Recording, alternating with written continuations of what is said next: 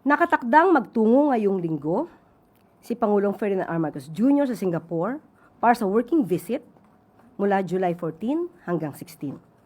Bahagi ito sa pagsulong ng pamahalaan sa mas matatag na bilateral relations ng Pilipinas at Singapore na magsisilbing susunod na chair ng Association of Southeast Asian Nations sa susunod na taon.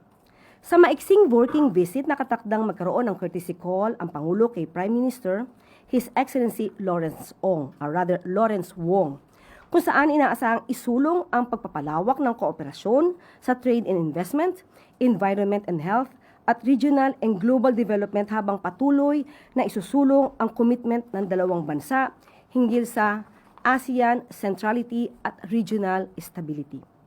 Makikibahagi rin ang Pangulo sa Milken Institute's private roundtable discussion sa Philippine Embassy sa Singapore kung saan makakasalamuha niya ang mga business leaders bilang bahagi sa effort ng pamahalaan matapos kilalanin ang Pilipinas bilang upper middle income country.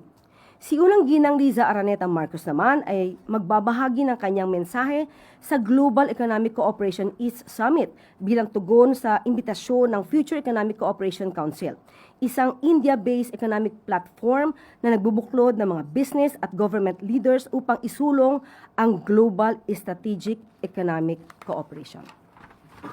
At yan po ang ating pinakahuling anunsyo.